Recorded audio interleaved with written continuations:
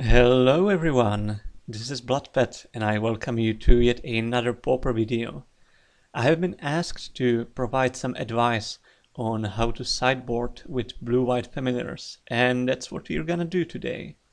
In case you are here just for the sideboard card list for the most common matchups, I posted the list down below in the description. But if you want a more in-depth analysis on how to approach different matchups, you might want to stick around for the rest of this video. I will be using this list that I have been grinding Pauper Leagues with for the past about 2 months, and I want to give a big shout out to 420 Dragon, who's the main promoter of the archetype. In fact, this list is mostly his idea. I only made some minor tweaks here and there, so you might want to check out his YouTube channel for more content. And also, in case you are not that familiar with the deck, you might want to check the deck tech and combo explanation video on my channel before watching the rest of this. But now, without further ado, let's get right down to it. So first, we want to analyze what the core of the deck is and which cards are more expendable and can be cut during the sideboarding process without hurting the main engine. We definitely don't want to touch the mana base. 21 lands is already a little bit low for a deck that basically wants to hit a land drop on every single turn for basically all the game. Our land count gets a little bit increased by the presence of 6 bounce lands, but still, don't touch the mana base. And obviously we do not want to touch the familiars, as these are not only vital to the combo but also basically part of the mana base, as they make all your deck cheaper. You can definitely cut up to 4 Godfar's Faithfuls in matchups where the life gain or the body isn't that relevant. You can cut some of the value creatures, usually up to 2 sea gates, maybe 1 wall. We don't want to touch the Muldrifter though, this is a Muldrifter deck. As for the cantrip card draw, we can cut like up to 2 deep analyses, again not too many of them, so that we do not hinder our ability to keep a full grip of cards.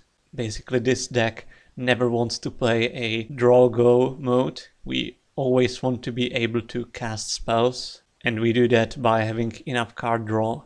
We can cut the Brainstorm, which here is almost strictly inferior to Preordain, the best cantrip of the format.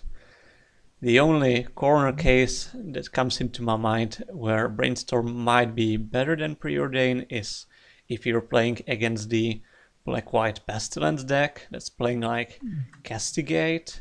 So in that case you can protect your important cards from this discard by hiding them on top of your library with the Brainstorm. But for the most part, Preordains are just better than Brainstorms, especially because they are better early game and help set us up, which is what we want most from our 1 mana cantrips.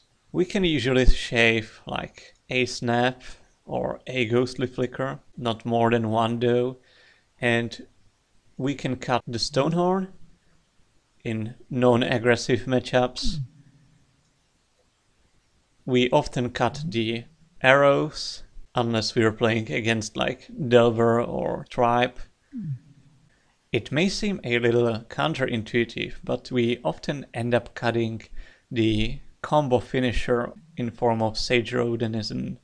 Because remember, we're not a combo deck that needs to go off on turn 3. What we want to do is grind our way through the late game, and once we are there, it does not really matter how you win, whether you mill them in 1 turn or kill them with Muldrifter beats in multiple turns, while getting a million life with your Godfar's Faithful, or locking them out of combat, or shooting their creatures down, or bouncing them all with the Snap Flicker Wall trick. It's mostly a matter of taste, and to be honest, Sage Row mainly adds time efficiency to the deck, a way how to close out a game relatively fast.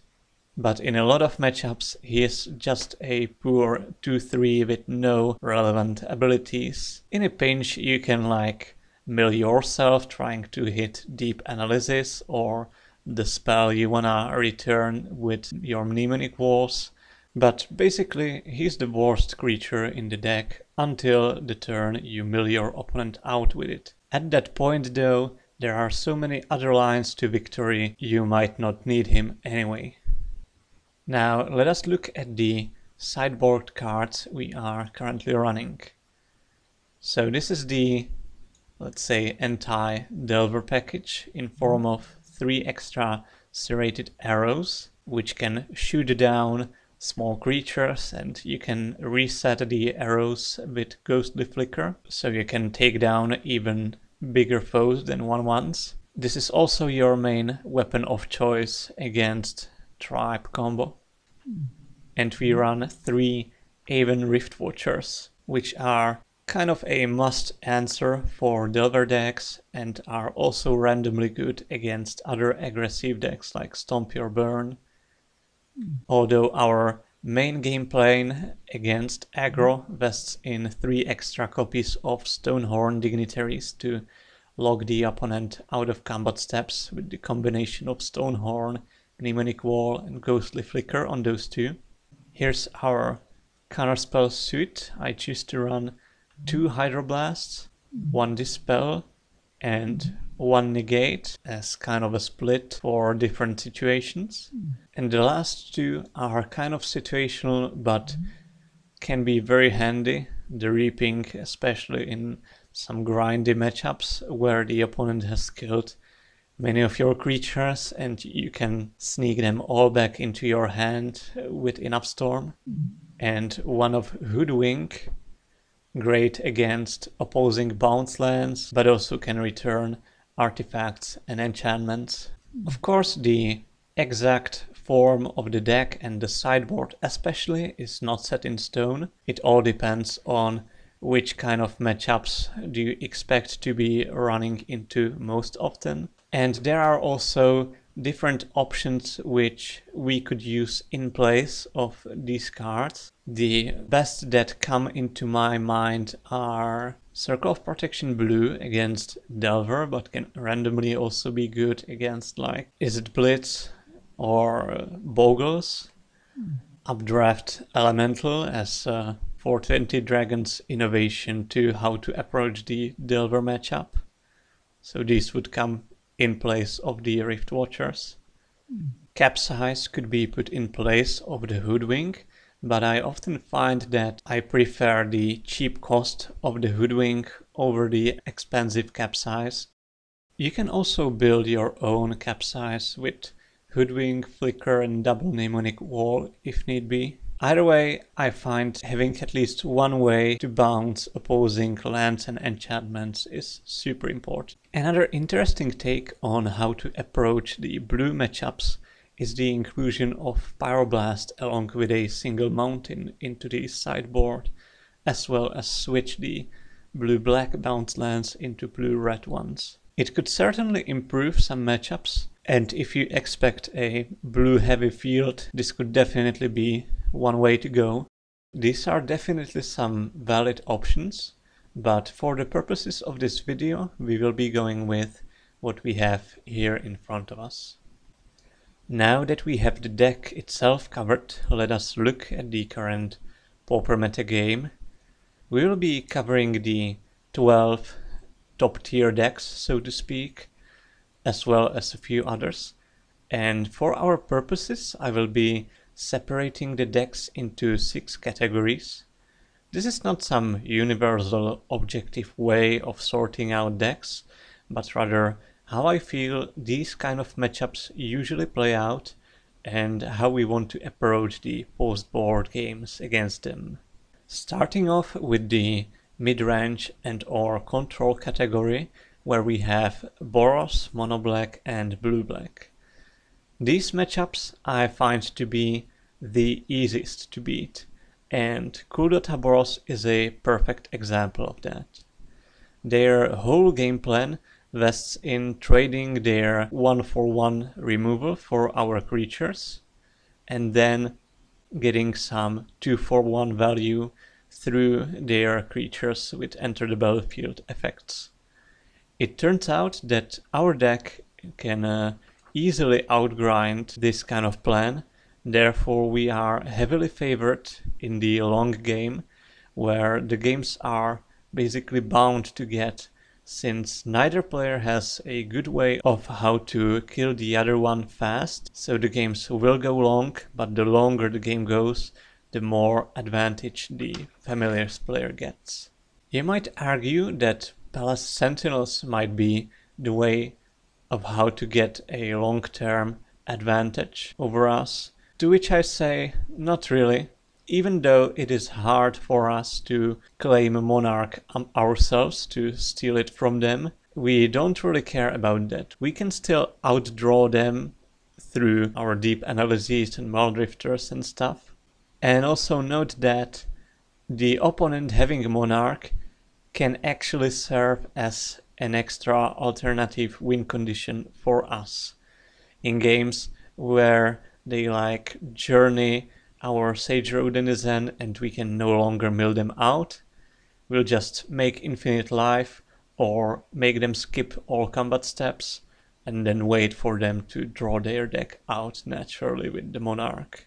Some versions of Boros in the past used to run Rally the Peasants, which, should it become a trend again, could make our life a little bit harder, as this is one of the few ways they can actually kill us early on in the game or surprise seal the win sometimes later. But even then I feel like this matchup is super favorable and post-board gets even better.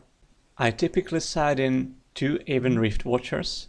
These do a great job at blanking their flyers, and should they want to spend a removal spell for it, that's fine by me. That usually means that they won't have the ball for our familiar or other important creatures. We definitely side in a Hoodwink. Hoodwink is great early on in the game against opposing bounce lands, which they run 4 of Boros Garrison. The opponent playing a turn 2 bounce land and you returning it to their hand always feels like double time walk and basically a game win. And later in the game, it's essential at bouncing the opposing Journey to Nowhere and freeing up your creatures from underneath it. If you free up a Maldrifter this way, it's also kind of game. It can also bounce artifacts, so should you need to remove a relic and then go off, that can work too. We do bring in the Singleton Negate against their journeys or relics or just random removal spells. Reaping the Graves is obviously great in these kind of grindy matchups where the game goes long, and with enough storm we can return all the creatures that have died throughout the game. We can usually shave a little bit of card draw. I tend to cut 1 Seagate, 1 Brainstorm and 1 Deep Analysis, as well as Stonehorn Dignitary. I find that the Faithfuls and the Rift Watchers are enough. We do not need to lock them out of combat steps when we can basically blank their attackers with the Rift Watchers or gain so much life that their attacks won't matter anyway. And I also cut the Serrated Arrows.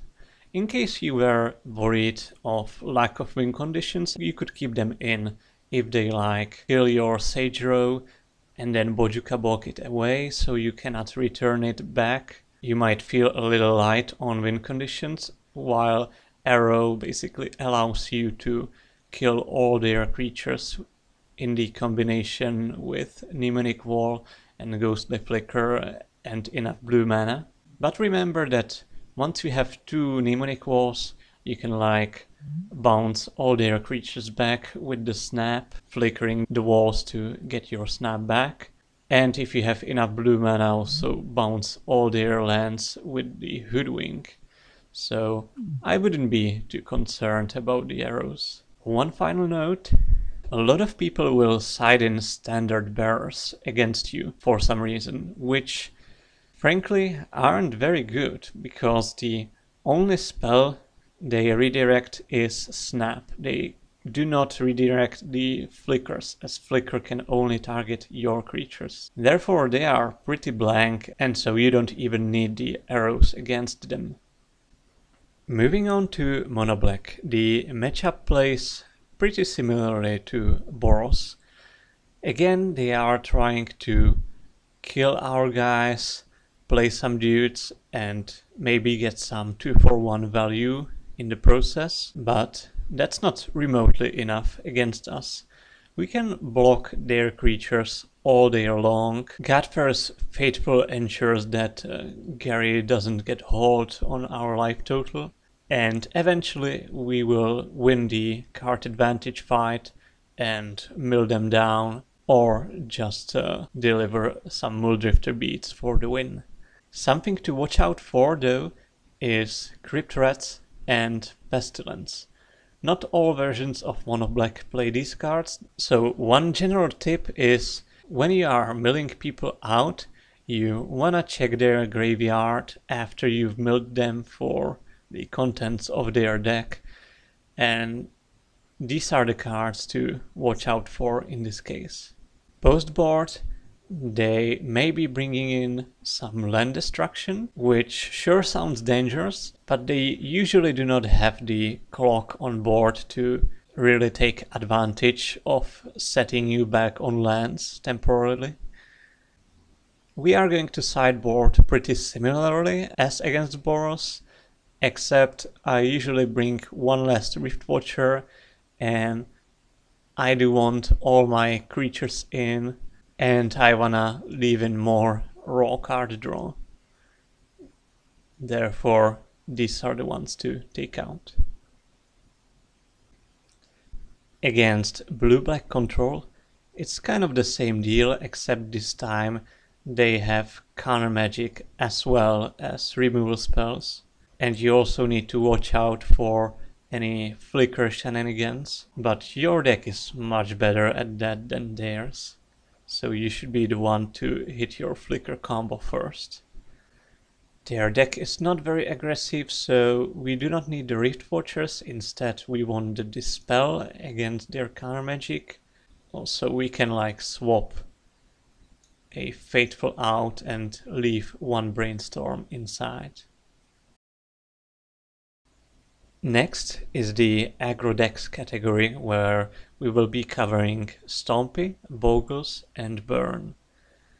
These decks are not as easy matchups as, for example, Kudota Boros, but they are still pretty favorable for us. Starting off with Stompy, their main game plan of course is to play some small creatures, pump them up and kill the opponent fast. Some of them are kind of hard to block, so game 1 we will rely a lot on Godfar's Faithful to gain us enough life to survive this. But if you can survive the initial onslaught, they have very little they can do, as their cards grow weaker and weaker over time. They only have a few things to interact with us, notably Vines of Vastwood, which can be cast on our creatures as well. For example, in response to us flickering a mnemonic wall or another creature to fizzle the enter the battlefield effect. And some lists also run Epic Confrontations, but overall they are very light on removal and cannot disrupt our combo very well, so their only chance is to kill us fast.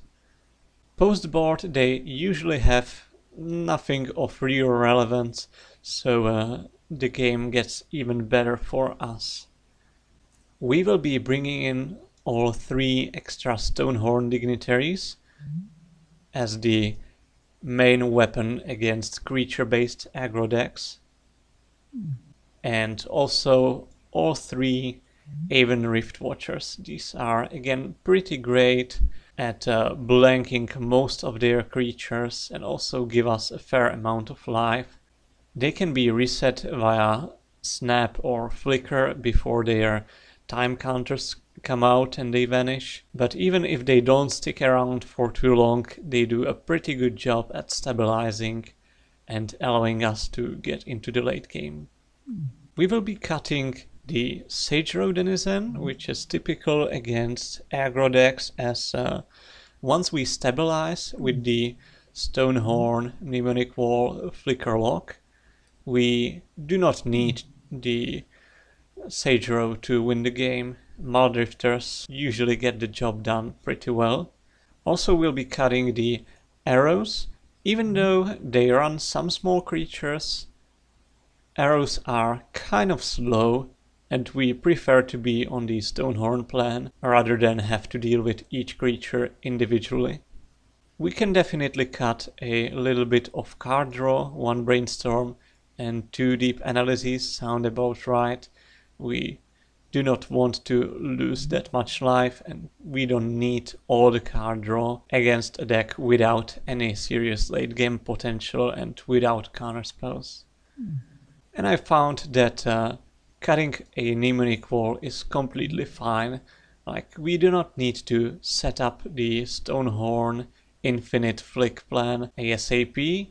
It can be just enough to play an early Stonehorn, then flicker it once, and then you've stabilized already and you can wait for the wall for a while. So basically we are trying to max out on speed and take out all the slow parts of our deck. Next up is Bogles. Again, a fast, creature-based, non-interactive strategy that basically wants to play a turn 1 creature and then go all in on it with their enchantments. Against Bogles we will definitely want to establish the Stonehorn lock as soon as possible, so these 3 are definitely coming in. We do not want the Rift Watchers here, however. They are just too slow and the Bogle is way too big and often has trample, so they are not that much help. Instead, we will be bringing in Hoodwink to bounce their biggest enchantments and buy a little bit of time, or like bounce the land they have enchanted with Utopia Sprawl, and bring in a negate, also against their big enchantments. But also I have seen that some versions lately started running Flink in the sideboard or sometimes even main deck, so we definitely want to be able to answer that. We'll be cutting the same cards as against Stompy, except we want to leave the wall in this time to have maximum chance of setting up the Stonehorn wall flicker lock as soon as possible. Playing against Burn, which I would still run in the aggro deck slot, even though it's a little specific. Lately they have started switching towards G2 Lava Runner instead of Firebrand Archer, which I think is actually a favorable exchange for the Familiars player, since we can blank the Lava Runner a lot easier, while we basically don't have any permanent answers to the other creatures other than Snap. So playing against Burn, you definitely don't want to let them get their creatures going, and you often rely on an early Faithful to buy you enough life.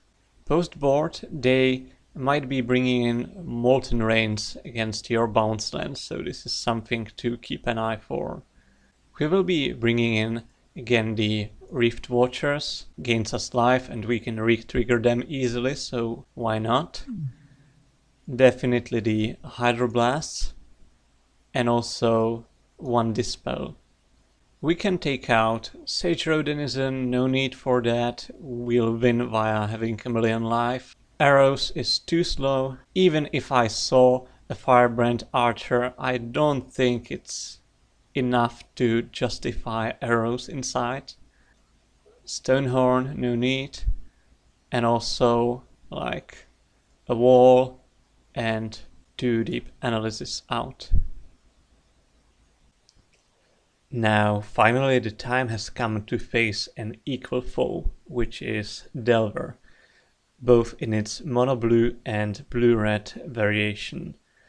I would label both of these decks under the, let's say, aggro-control archetype, which is to say they're plan A against you and against most other decks, so to speak, is to deploy some cheap, efficient attackers and then cover them up with counter magic to prevent any blockers from arriving until they can score the win.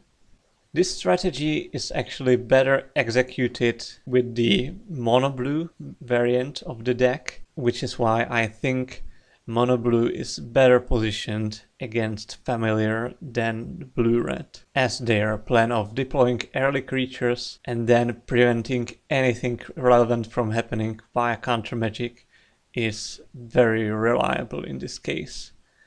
On the other hand, once we get to the mid or late game and once we start resolving our Muldrifters, we basically win. So similarly to the aggro matchups earlier, this one is a lot about surviving the early beats and eventually stopping them, with the difference that now you are actually being disrupted along the way. We will of course be bringing in all the Aven Rift Watchers, as these are great against Delver and company. Serrated Arrows are also excellent, as they can pick off all their 1/1s and the Delvers eventually as well.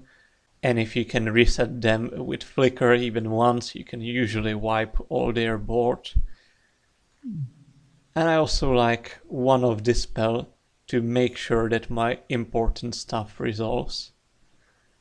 We will be cutting the Sage Rodenizen, as we are planning to gain advantage and eventually win with Muldrifters. There is no real need to go for the mill plan. Cutting the Stonehorn, as this is not really reliable against a deck with heavy counter magic. Cutting a couple Seagates, as they don't have that many ground attackers.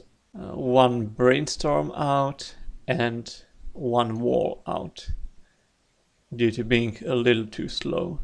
And also we can cut like a Flicker. Speaking about blue-red, as I said before, their main plan is the same. Deploy early creatures, go all the way in, protecting them via counter magic. And while the blue-red Delver, due to the little clunkier mana base and different card distribution, is not that good at executing this plan as its mono-blue ancestor, they definitely got other things going on. Notably, they can kill our familiars and other important stuff with Scrats, and they got a notably better late game than the mono-blue version. And especially post-board, when they are bringing Stormbound Geist and Swirling Sandstorm, it can get a little tricky even in the late game.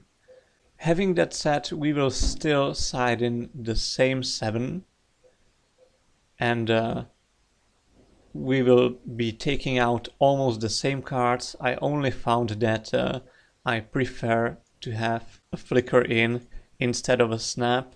The Snap was there for mono-blue mostly to prevent them from their fastest draws of like turn 1 Delvers to snap them back.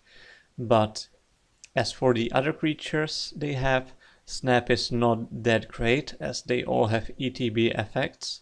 Therefore I rather have Flicker in this one and protect my own creatures from bolts and stuff. One thing to note when playing blue-red Delver, it's actually a little tricky to close the game out in this case, because remember, we have sided out our mill plan, so we basically need to win with Muldrifters and Aven Rift Watchers beat down. While we can also kill most of their creatures with arrows, it is not possible to kill the Geist with arrows. Trust me, I've tried. And since they can also like wipe a lot of our creatures out via Sandstorm and previously with bolts and scratch, it can get a little tricky to close the game before you draw your whole deck. But if you keep this in mind and give the game a proper thought once you have stabilized and got into the late game, you should be able to deal 20 damage before decking yourself.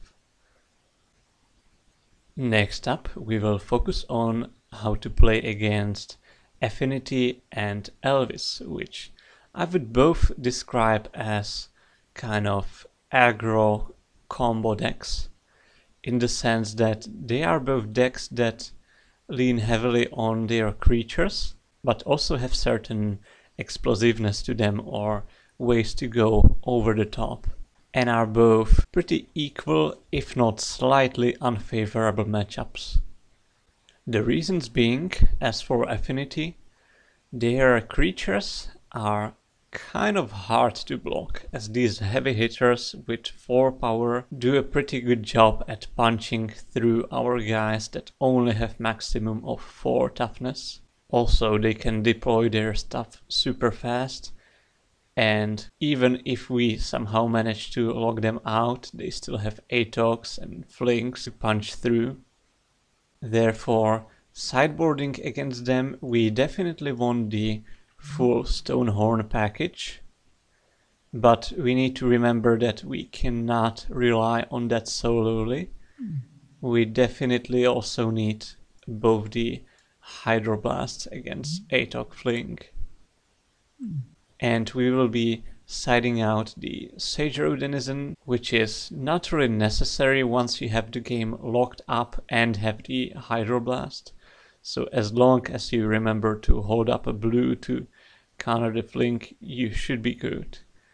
We can definitely cut arrows, and we'll be also cutting a little bit of card draw in Brainstorm and 2 Deep Analyses.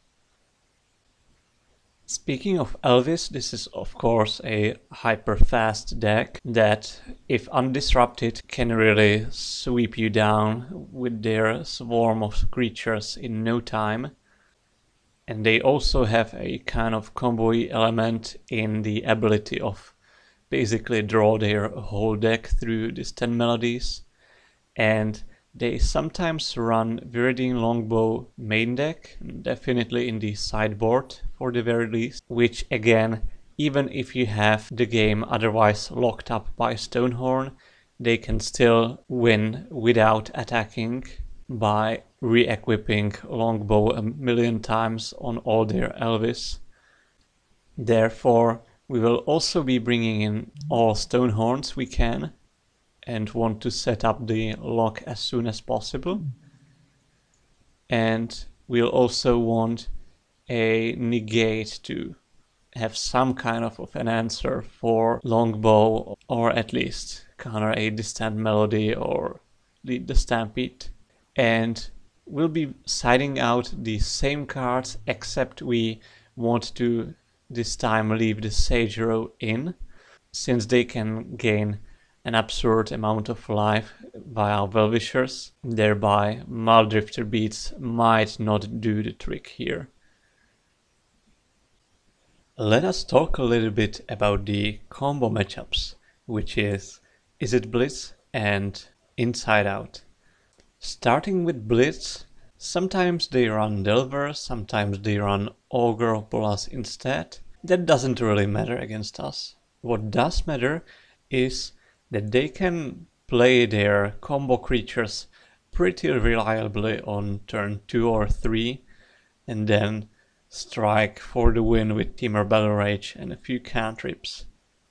And since our deck is kind of slow in the early game, we don't really have many ways how to prevent that, which is why I would consider this at least a slightly unfavorable matchup, definitely unfavorable pre-sideboard. We will again be on the Stonehorn plan, which I do not love against counterspell decks, but Blitz doesn't actually run that many counter spells that can counter Stonehorn or the Flickers. Therefore I think it's good enough giving this a shot. And also we'll be bringing both Hydroblasts, which are obviously great as they can destroy both their combo creatures. And I also like Dispel as cheap interaction and a way to secure my important spells resolving. Here we can definitely cut the Sage Row.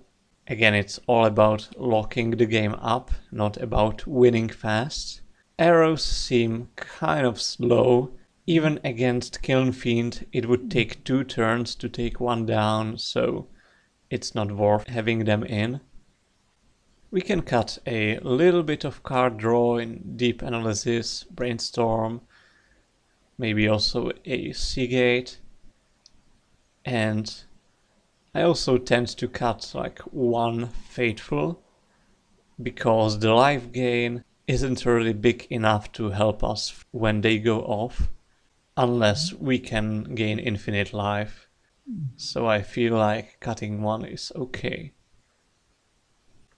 The Inside Out or Tribe combo is where things get even worse, as the deck can sometimes be incredibly fast, and even when it's not that fast, it can get its combo going pretty reliably, and we do not have much interaction to prevent them going off. Basically we only have snaps, but they have all the counter magic in the world, so winning game 1 is pretty hard. Post-board we will lean very heavily on Serrated Arrows, which basically once you resolve them, they cannot combo. And the Tribe deck only wins by comboing off thereby. If you resolve arrows, you basically win, barring a successful Echoing Truth on your arrows. But that's usually only a one-off in their sideboard. We also bring in the Dispel, the Negate, and 1 Hydroblast as interaction. Hydroblast can counter the Inside Out, as that's a multicolored spell. We will be taking out the Sage Row, again no need for that. Stonehorn doesn't seem too reliable and is way too slow for this. We can cut a little bit on the card draw, so 1 Analysis out and 1 Seagate out. And we can also cut like a Wall and Flicker. So again, plan A is to resolve an arrows. The much less reliable plan B is to set a snap loop on their Tribe, or gain life via Faithfuls, but keep in mind gaining just a bunch of life won't be good enough since they play Gushes. Therefore you basically need the infinite life gain combo, or at least like 15 life to feel safe. I would say it's pretty unfavorable, as not only it's hard to interact with them and they are very fast, they can also kill all our 0 power creatures, notably the familiars, via Inside Out, and that's basically for free, since they get their card back, so that is pretty unfortunate. But still, I feel like we do have a solid game plan in the arrows, therefore we definitely got a shot there. Lastly, I want to talk a bit about Tron. Now, there are a lot of ways how to build a Tron deck, but the most prevalent and also the most fierce version is the 5-color build. For us, the Familiars player, this is, I would say, the hardest of all the tier 1 decks matchup. And the reason for this are basically these 2 cards. Capsize and Dinrova Horror. The thing is, this matchup plays like any other like grindy control matchup, except once they hit their Horror or Capsize, they can start bouncing your lands back and you don't really have much to do about it. You can like flicker your land to save your land and fizzle the buyback on capsize, but they got so much counter magic to back it up, it is rarely successful. Therefore, we will be definitely sideboarding in the Dispel, Negate, both Hydroblasts to try and play a little bit more interactively. We will bring in the Hoodwink. We can sometimes like delay them from hitting Tron, which can be pretty viable, and we could try to set our own bounce all your lands strategy, except we're not really as fast as they are on this plan, so it is kind of rarely to work. I also like to bring in the reaping as the games sometimes go long and it's good to be able to bring your guys back. But mostly it's because we don't really have our sideboard set very well for this matchup. So if Tron gains more popularity, I could definitely see trying to get more useful cards for the matchup. We will be siding in the Stonehorn Dignitary. The way this matchup plays out is whether they bounce your lands first or whether you mill them out first. It does not matter whether they attack you in the meantime. We can get rid of the arrows, obviously. I like to cut 3 God-First Faithful and 1 Brainstorm. Even post-board, this is kind of the nightmare matchup. But there is a lot of different Tron versions out there. Like, some may not be running the red for lightning bolts and pyroblasts, which is definitely a good sign for us. Some builds are like the green Tron.